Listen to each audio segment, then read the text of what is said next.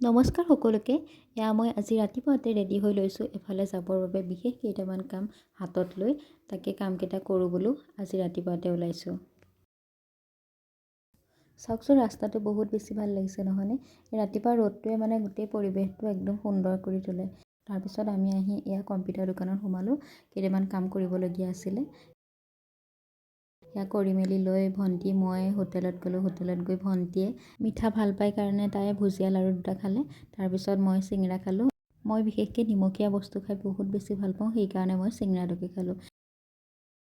তাৰপিছত আজি বহুত দিনৰ মূৰত মিঠা পান এখন খালোঁ।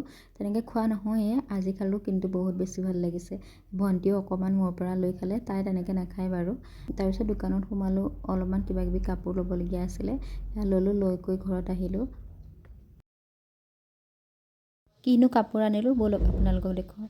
এয়া মই ব্লাউজ দুটা আনিছোঁ। এটা হৈছে চকলেট কালাৰৰ আৰু এটা হৈছে পিংক কালাৰৰ। পিংক কালাৰৰ ব্লাউজটো বহুত বেছি ভাল লাগে, মই সেইটো কাৰণে পিংক কালাৰটো আনিছোঁ। আৰু পেটিকোট তিনিটা আনিছোঁ। বিশেষকৈ পেটিকোট বহুত বেছি প্ৰয়োজন হয় নহয়নে, সেইকাৰণে পেটিকোট তিনিটা আনিছোঁ। পেটিকোটকেইটা কাপোৰটো বহুত ধুনীয়া আৰু কালাৰটো বহুত বেছি ভাল লাগিছে। হাজাৰী হয়, মায়ে হাজাৰী আনিব দিছিলে, সেইটো কাৰণে আনিছোঁ। আৰু খাবৰ কাৰণে মিঠাই কেইটামান আনিছোঁ, ভুজিয়া লাড়ু, গোলা আৰু লালমোহন। এইকেইটাও মায়ে খাই বহুত বেছি ভাল পায়। আকৌ লগ পোৱাৰ আশাৰে আজিলৈ আহিছোঁ। ধন্যবাদ।